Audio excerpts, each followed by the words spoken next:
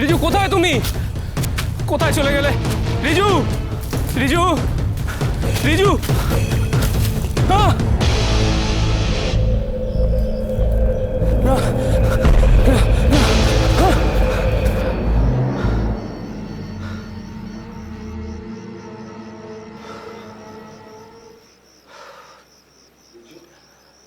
রিজু, রিজু,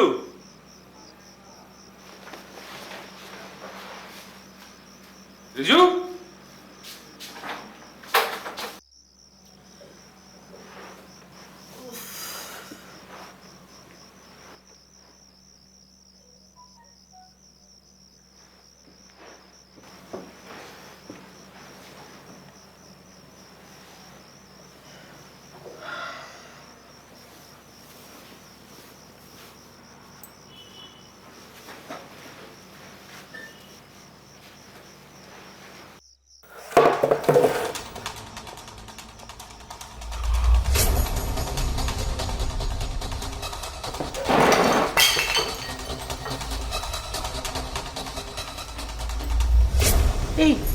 এই শুনছো শুনছো, ওঠো না একবার তাড়াতাড়ি। কি হলো কি?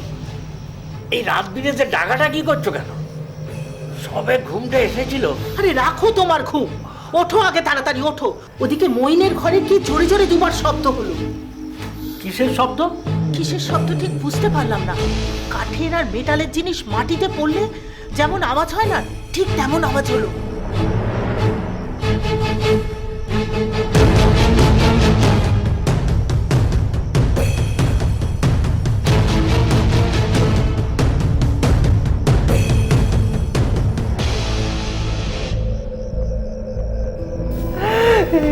কি করলি মইন?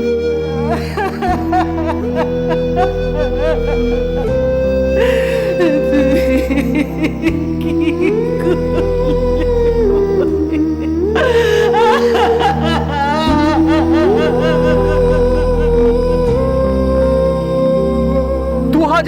সালের 26শে সেপ্টেম্বর রাতে বাগদা থানা এলাকায় এক যুগল দম্পতির আত্মহত্যা আমাদেরকে এক বড় প্রশ্নচিহ্নের মুখে দাঁড় করিয়ে দিয়েছে। এদের জীবনে কি এমন অনিশ্চয়তা তৈরি হয়েছিল যার জন্য তাদের এই পরিণতির পথ বেছে নিতে হয়েছিল? বাগদা থানা এলাকায় মঈনুদ্দিন মণ্ডল এবং রিজওয়ানা বিশ্বাসের বিয়ে হয়েছিল সম্বন্ধ করে মুসলিম শরিয়তের নিয়ম মেনে। এই বিয়ে উভয়ের সম্মতিতেই হয়েছিল এবং এতে দুজনে বেশ খুশিও ছিল। তাহলে বিয়ের মাত্র 2 মাসের মধ্যে কি এমন ঘটলো যার জন্য এই মর্মান্তিক সিদ্ধান্ত নিতে বাধ্য হলো তারা? মঈনুদ্দিনের বয়স ছিল 26 বছর আর রেজওয়ানার মাত্র 21। তাহলে কি এমন ঘটেছিল যার জন্য তাদের বেঁচে থাকার প্রতি এতটা তীব্র অনীহার সৃষ্টি হয়েছিল? খুব স্বাভাবিকভাবেই একটা প্রশ্ন জোরালো হয়ে ওঠে যে এই যুগল দম্পতির মৃত্যুর প্রকৃত কারণটা কি, আর তাদের এই অকাল প্রয়াণের জন্য কে দায়ী?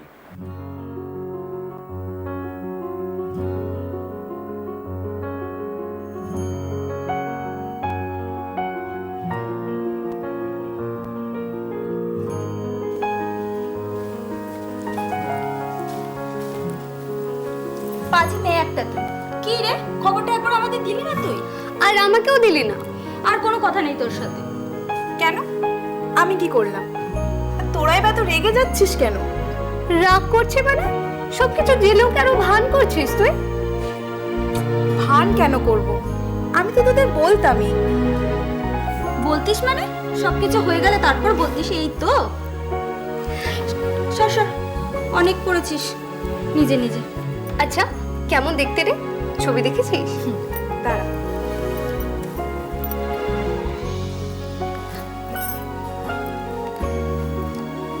কি ভালো দেখতে রে, খুব ভালো মানাবে তোর সাথে। যা, কি যে বলিস না। আমাকে ওদের পছন্দই হবে না, দেখিস। আমার গায়ের রং তো কালো, আর ওর ছবি দেখেছিস? গায়ের রং কত ফর্সা। কালো তো কি রে, তোর মতো অত সুন্দর দুটো চোখ কোথাও থেকে এনে দেখতো? আর তাছাড়া তোর এত ভালো মন কোথাও সহজে মিলবে? তোরা আমার খুব ভালো বন্ধু, আর আমাকে খুব ভালোবাসিস, তাই এমন বলছিস।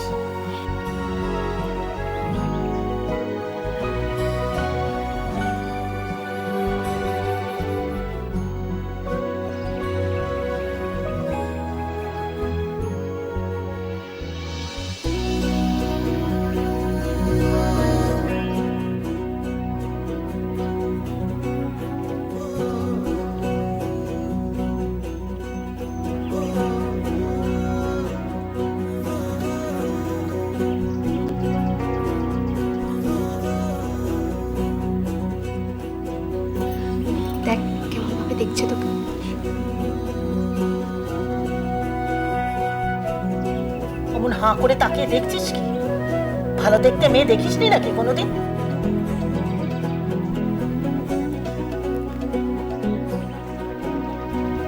দেখুন, আজকালকার ছেলে মেয়েদের লজ্জা শরম বলতে কিচ্ছু নেই। কেমন হাঁ করে গিলছে দেখুন। আমাদের সময় এরকম হতো? আব্বু আমি দেখলে না পিঠের ছাল চামড়া তুলে দিত। যাও বেটি, তুমি ঘরে যাও। যা দেখার তোমাকে আমরা দেখে নিয়েছি। আর তুমি এমন কিছু ভালো দেখতে নাও যেখানে হাঁ করে আমাদের সামনে দাঁড়িয়ে থাকতে হবে।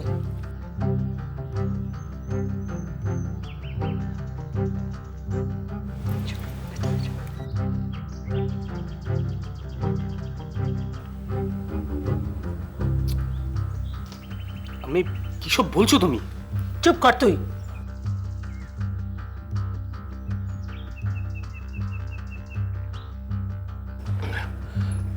আমার মেয়েকে তো আপনারা দেখলেন, তা এই শাদিটা কি আমি মঞ্জুর ভাববো?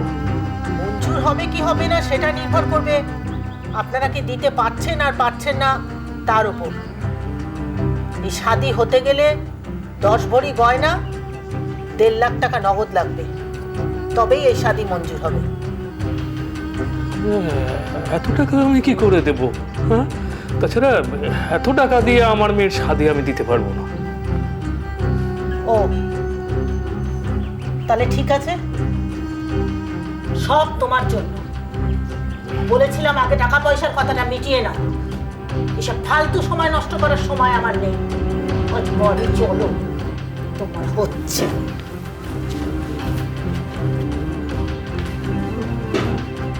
আসি, হ্যাঁ খোদা। বলছি, আমির ব্যবহারে আমি খুবই লজ্জিত। আমি আর কোনো মেয়ে দেখবো না। মেয়ে দেখবি না মানে? তুই কি আর শাদি করবি না? হ্যাঁ, করবো না কেন? কিন্তু শাদি করলে আমি রেজওয়ানাকেই শাদি করবো। আরে তুই কি বলছিস? তোর কোনো ধারণা আছে? তোর আমি এই কথা শুনলে তোকে আর আস্ত রাখবে ভেবেছিস? না রাখলে না রাখবে, কিন্তু আমার এই একটাই কথা, যদি শাদি করি তবে আমি রেজওয়ানাকেই শাদি করবো। না, করবি না। ওই মেয়ের সঙ্গে কিছুতেই আমি তোর শাদি হতে দেব না। আজ আমরা যার বাড়ি যাব সেখানেই তোর শাদি দেব। দেখ, তোর কোনো অসুবিধে হবে না রে। আমি আজকে ওদের সাথে ফোনে কথা বলেছি, টাকা পয়সার কথাও বলেছি, ওরা দিতে রাজি হয়েছে। তুই যাবি, মেয়ে দেখবি, আর আমরা শাদির দিন ফোন একেবারে ঠিক করে চলে আসবো। তোমরা যদি ভেবে থাকো এইসব ভুল ভাল বলে আমাকে ওখানে নিয়ে যাবে, তাহলে কিন্তু ভুল ভাবছো।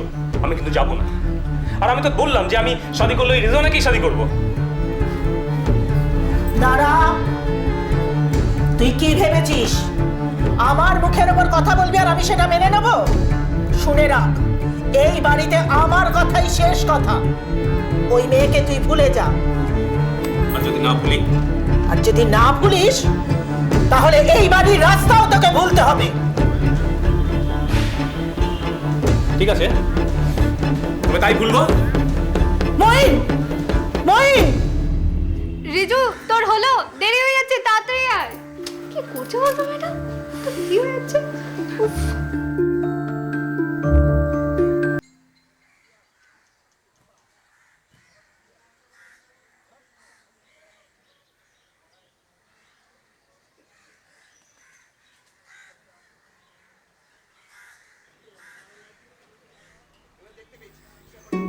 কি হয়েছে তোর? শম্ভু কাকার চায়ের দোকানে ওই মইনুদ্দিন দাঁড়িয়ে রয়েছে। আর ওই মইনুদ্দিনকে নিয়েই তো আমি কথা বলতে এলাম তোর সঙ্গে। এই একটু আগে মইনুদ্দিনের মা তোর আব্বুকে ফোন করেছিল, বলল ওই দিন নাকি জড়িবুটি খাইয়ে ওর ছেলেকে আমরা বশ করেছি। ওই ছেলে নাকি তোকে ছাড়া আর অন্য কাউকে শাদি করতেই চাইছে না। আব্বু কি বললো? তোর আব্বু তো পরিষ্কার বলে দিয়েছে, এত টাকা পয়সা গয়নাগাটি দিয়ে আমাদের পক্ষে শাদি দেওয়া সম্ভব নয়। শুনেই ফোন কেটে দিল। তাহলে এখন কি হবে? ওই ছেলে তো চায়ের দোকান থেকে নড়ছেই না। আর এদিকে আব্বু যদি দেখে তাহলে একটা ঝামেলা হবে। সত্যিই তো। ঠিক আছে, তোর ফোনটা দে তো।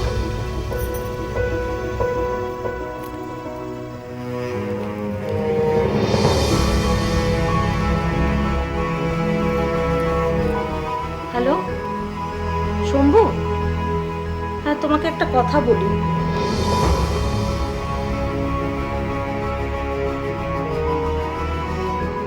হ্যাঁ ভাবি, হ্যাঁ ভাবি, ঠিক আছে, আমি বলে দিচ্ছি।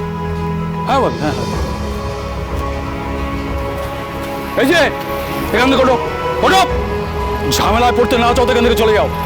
রেজনা বাড়ি থেকে ফোন এসেছিল, বেশি বাড়াবাড়ি করলে না পাড়ার লোক খেলে তোমার ভূত বাগিয়ে দেবে। যাও যাও, ঠিক আছে, যাও এখান থেকে, যাও, ঠিক আছে, ঠিক আছে। যাও।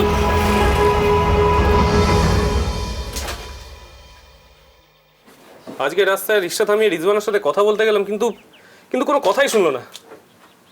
তাহলে তাহলে এখন কি করবি তুই?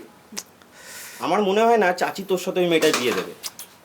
আর ওই মেয়েটার বাড়িতে রাজি না থাকলে ওই মেয়েটা কি তোর সাথে কথা বলবে? আমি কিছু বুঝতে পারছি না, বুঝতে আমার কিচ্ছু মাথায় আসছে না।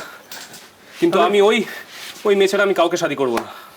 তাহলে বাড়িতে গিয়ে চাচা চাচিকে রাজি করা, তাছাড়া তো আর কোনো উপায় দেখছি না। কিন্তু আমি ওদের সাথে যা ব্যবহার করেছে, তারপরে কি শাদিতে রাজি হবে ভাবছিস? কিন্তু ওর সাথে একটু কথা বলতে পারলে, একবার যদিও রাজি থাকতো না, তাহলে ইনশাআল্লাহ সারা জীবন ওর জন্য আমি লড়াই করে যেতাম। কিন্তু ওর সাথে তো কথাই বলতে পারছি না। কথা বলতে পারছিস না কেন? মেয়েটার ফোন নাম্বার নেই তোর কাছে? তাহলে তুই একটা কাজ কর, তুই সরাসরি মেয়েটাদের বাড়ি চলে যা। তবে হ্যাঁ, ওই চায়ের দোকানে কিন্তু গিয়ে দাঁড়াবি না, মার মুড় খেয়ে যাবি ভাই, বলে দিলাম। কেলেঙ্কারি আর কাণ্ড বাদিয়ে বসবি তুই। ঠিক বলেছিস, সেই ভালো। তুই পরিষ্কার করে ওদের বাড়িতে গিয়ে একবার কথা বল, ওর বাবা মা থাকবে, তুই লড়ে যা। ঠিক ঠিক বলেছিস। তাহলে কাল সকালবেলায় আমি ওদের বাড়িতে যাচ্ছি।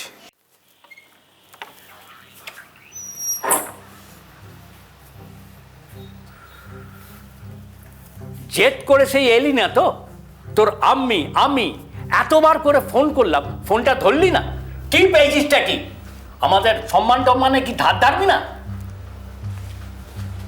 দাঁড়া, কথার উত্তর দিয়ে যা। কি ভেবেছিস নাকি তুই?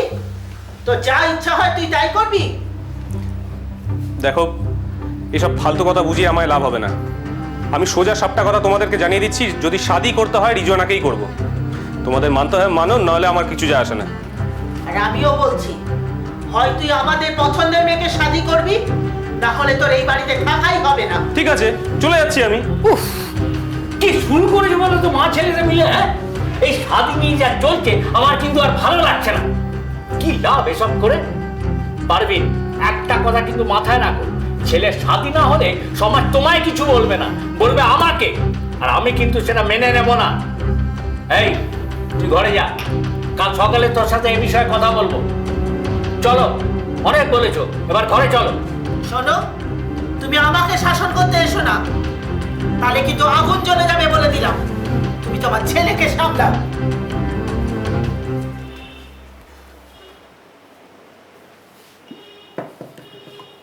দেখ, তুই পারলে ওই মেয়েটাকে ভুলে যা। দেখ, ওরা তো বলেইছে যে টাকা পয়সা কিছু দিতে পারবে না। আর এটা শুনলে তোর আম্মি কিন্তু এই শাদিতে কিছুতেই রাজি হবে না। আচ্ছা আচ্ছা, আমি যদি রিজওয়ানার আব্বার কাছে গিয়ে কথা বলি, মানে ওরা যদি শাদিতে তো একসাথে টাকা পয়সা দিতে পারবে না, মানে ধীরে ধীরে যদি টাকা পয়সাটা দেয়, তাহলে তো নিশ্চয়ই তোমাদের কোনো আপত্তি থাকবে না। ঠিক আছে, তুই ওদের সাথে কথা বলে দেখ, ওরা যদি রাজি থাকে তাহলে এই শাদি হবে, এতে আমার কোনো আপত্তি নেই। আমি তোর আম্মিকে রাজি করাম। হ্যাঁ, দেখ। ঠিক আছে।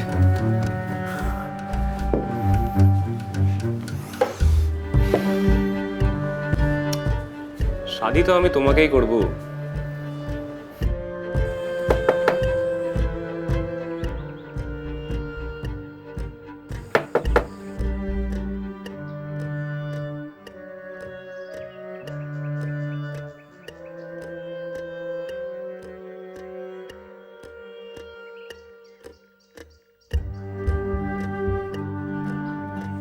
আপনি?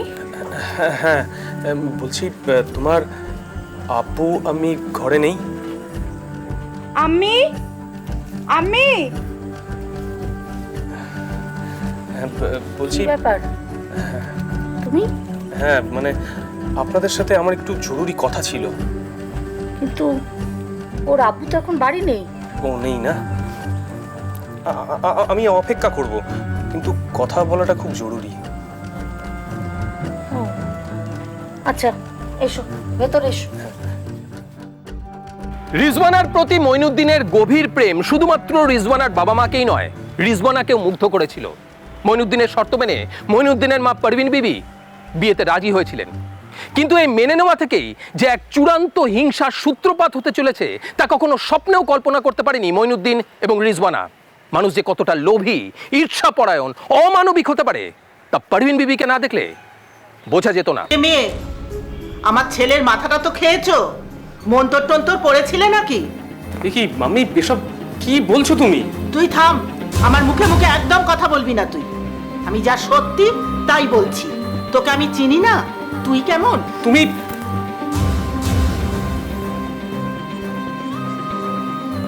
আজকের দিনে তুমি কাঁদালে ওকে আম্মি? বেশ করেছি। ওসব চোখের পানি টানি আমাকে দেখাতে বারণ করিস। আর ওকে বলে দিস ওর আব্বু কিন্তু আমাকে একটা টাকাও দেয়নি। আর গয়না যা দিয়েছে সে তো বলার যোগ্যই নয়। আমি কিন্তু সব কড়ায় গন্ডায় আদায় করে নেব। এসব চিটিং বাজিটাজি কিন্তু আমার কাছে চলবে না। কিভাবে আদায় করতে হয় সে কিন্তু আমার বেশ জানা আছে।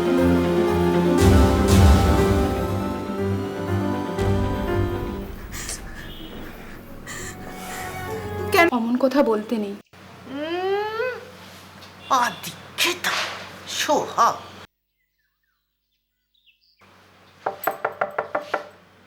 মঈন, মঈন, তুমি এতগুলো কাপড় একসাথে কাচবে?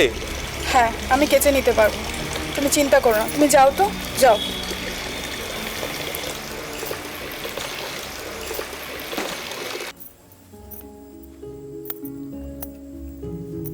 আমি তো নাস্তা নিতে আসিনি রিজ্জু, আমি এসি তোমাকে দেখতে। তোমাকে না দেখে আমি থাকতেই পারি না। কি যে বলো না, এক্ষুনি তো ঘর থেকে এলাম। তো সে তো সেই 10 মিনিট আগে। তোমাকে একটু সময় না দেখলে আমি যে থাকতে পারবো না। ছাড়ো তো, যত সব। আরে যাচ্ছ কোথায়? আমারটা না দিয়ে যাচ্ছ যে? সব ছাড়ো, ছাড়ো। এসব কি হচ্ছিল আমি বাইরে থেকে সব দেখেছি। এটা আমার বাড়ি, এখানে কোনো রকম নোংরামি আমি সহ্য করব না। না, আমি নাস্তাটা দিতেই যাচ্ছিলাম। যাও, যাও আব্বুকে নাস্তা দিয়ে এসো। মঈন, তোর নাস্তা নিয়ে তুই ঘরে যা।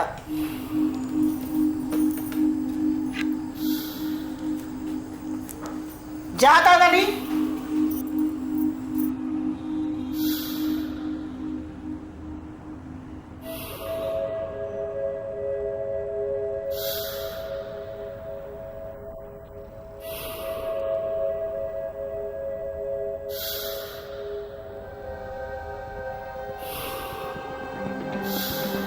কি পারবেন?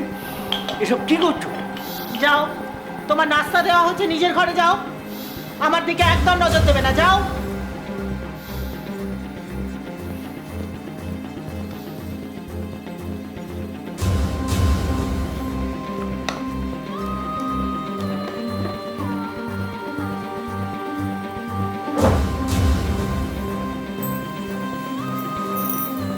আম্মি, আপনি এখনো এখানে? তোমার নাস্তা দিয়েছি, খাও।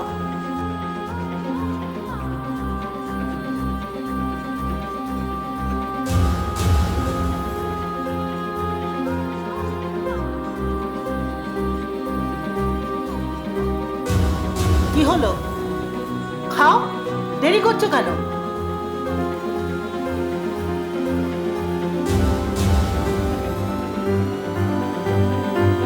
কি হলো? নিজের রান্না নিজেই খেতে পাচ্ছ না? তাহলে বোঝো আমরা কি করে খেলাম। খাও, খাও বলছি, একটাও নষ্ট করা চলবে না। খাও।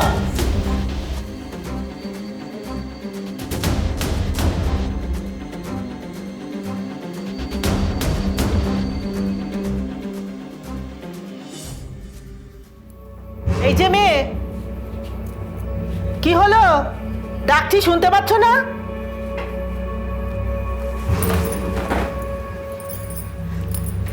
বড্ড সাহস বেড়েছে দেখছি। এই 7 দিনের মধ্যেই তুমি মাথায় চড়ে নাচছো। আমি ডাকছি, তুমি সাড়া দিচ্ছিলে না। আমি শুনতে পাইনি আম্মি। মিথ্যা কথা, ইচ্ছা করে তুমি সাড়া দাওনি। গান শুনছিলাম তো, তাই শুনতে পাইনি। গান শুনছিলাম? মিথ্যুক কোথাকার! যেমন আব্বু আম্মি তেমন তার মেয়ে। চিটিংবাজি করে বিয়েটা দিয়ে দিল, আমার ছেলেটাকে জাদুটো না করে বশ করে নিল। নোংরা ফ্যামিলি একটা। আমি এসব আপনি কি বলছেন? আমার আব্বু মোটেও তা নয়। আপনি সবসময় কেন এরকম কথা বলেন? ও বাবা, এ তো আবার আমার মুখে মুখে কথা বলে দেখছি। আর ওভাবে আমার দিকে তাকিও না, চোখ গেলে দেবো কিন্তু একেবারে। আপনি যা খুশি আপনি আমাকে বলুন, কিন্তু আমার আব্বু আর আম্মির সম্বন্ধে কিচ্ছু বলবেন না। কেন? বললে কি করবে? মারবে? আপনি কি ভেবেছেন আপনি যা খুশি বলবেন আর আমি তা মেনে নেব? সাহস তো কোনো কম নয়, আবার আমার মুখে মুখে কথা। আর একটা কথা যদি বলেছ, দূর করে বাড়ির থেকে তাড়িয়ে দেবো। ভালো চাও তো তোমার আব্বুকে বলে আমার সমস্ত টাকার বন্দোবস্ত করো। আমার 2 দিনের মধ্যে টাকা চাই, ব্যাস।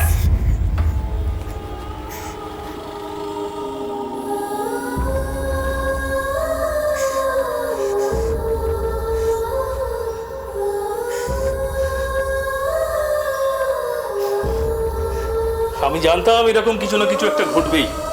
আরে বাবা, ওই মহিলা তো তোকে শান্তিতে থাকতে দেবে না। শোন না, শোন, তুই না ওই বাড়িতে আর ফিরে যাস না, তুই এখানেই থেকে যা। আর শোন, তুই না ওই মঈনকে তালাক দিয়ে দে। ওই ছেলেরা কি শুধু ওই তালাক দিতে পারে নাকি?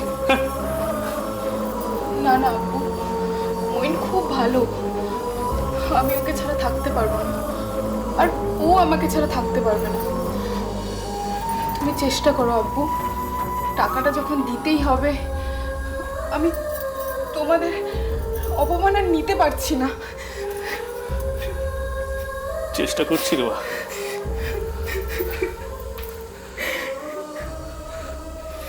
চেষ্টা করছি।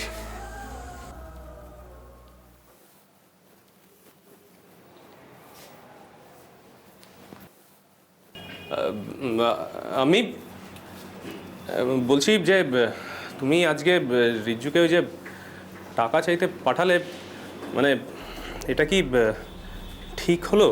কোনটা ঠিক আর কোনটা ভুল সেটা কি আমাকে তোর কাছ থেকে শিখতে হবে নাকি? না না, আমি তা বলছি না, মানে রিজুর আব্বু তো বলেছিল যে ধীরে ধীরে টাকাটা শোধ করে দেবে। এভাবে তাড়াহুড়ো করে কি খুব দরকার ছিল টাকা চাওয়া? মইন, তোর কথা বড্ড বার বেড়েছে। তুই বড্ড বইয়ের হয়ে কথা বলতে শিখেছিস। আমি বুঝতেই পারছি না কার পেটের ছেলে তুই। বউ তোকে বড্ড বেশি হাত করে যায়। এতে আবার হাত করার কি আছে? কি সব যে বলো না, আমি কিছু বুঝি না। থাম তুই, আমি সব বুঝতে পারি। তুই আজকাল পর হয়ে গেছিস। পারবেন? আমি অনেক খুঁজলাম, কোনো দোকানে তোমার মাথার তেলটা পেলাম না। আচ্ছা, আমি আপু যদি তোমাকে ভালোবাসতে পারে, তাহলে কি আমি রিচ্ছুকে ভালোবাসতে পারবো না? ওর সঙ্গে কোনো অন্যায় হলে কিন্তু আমি চুপ থাকবো না। হ্যাঁ বলো, আমি চুপ থাকবো না।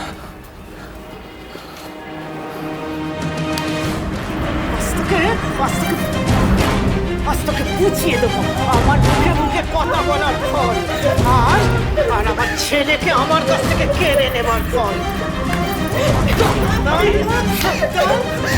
কি ওকে মারছো? মারবো না তো কি আদর করবো? সে তুমি করবে না আমি ভালো করে জানি, তাহলে ওকে মারবে কেন? কি করেছি কেউ? কি করেনি সেটাই বল। সেটা বলে আমায় লাভ নেই। আমি জানি রিজু কি করতে পারে আর তুমি কি করতে পারো।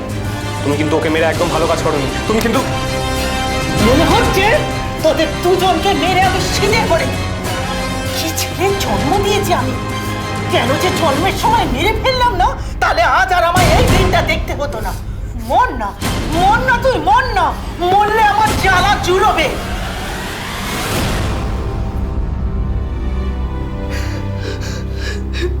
কেঁদো না রিজু, কেঁদো না।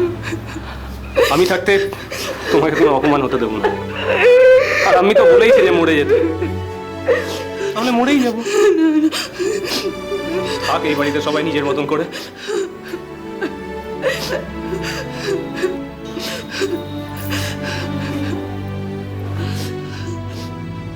যত সামান্য টাকা জোগাড় করে দিতে পেরেছিল রেজওয়ানার বাবা, আর এতে আরো ক্ষুব্ধ হয়ে উঠেছিল পারভিন বিবি। রেজওয়ানার উপর অত্যাচারের মাত্রা বৃদ্ধি পেয়েছিল। যত রকম ভাবে হওয়া সম্ভব অপমান, অপবাদ, নির্যাতন সহ্য করতে হচ্ছিল রেজওয়ানাকে। যদিও মঈনুদ্দিনের মুখের দিকে চেয়ে সে কোনো প্রতিবাদ করেনি। কিন্তু মঈনুদ্দিন সে চুপ করে বসে থাকেনি। রেজওয়ানের উপর এই নির্যাতনের তীব্র প্রতিবাদ করতো সে, আর যত প্রতিবাদ ততই রেগে আগুন হয়ে উঠতো পারভিন বিবি। কারণ সে মেনে নিতে পারছিল না যে রেজওয়ানের জন্য তার নিজের সন্তান তার পর হয়ে যাচ্ছে। এইভাবেই কেটে গেল দুটো মাস, আর তারপরে এসে গেল পাশের লোক হঠাৎ বুঝতে পারে একদিন যে একটা বাড়ির থেকে মানে দুর্গন্ধ মানে বেরোচ্ছে সেখান থেকে। পুলিশ এসে দরজাটা ব্রেক করে, ভাঙার পরে ঘরে ঢুকে দেখে যে একটা স্বামী স্ত্রী দুজনই গলায় দড়ি দিয়ে আত্মহত্যা করে সেই একটা সিলিং ফ্যানের সঙ্গে ঝুলে রয়েছে। এবং দেখে যেটা মনে হয়েছিল তখন যে 2-3 দিন আগে এই বডিটা মানে তারা গলায় দড়ি দিয়েছিল। পাশের ঘরে থাকতো তার মা কোনো এই জাতীয় কোনো প্রতিবাদ করেনি।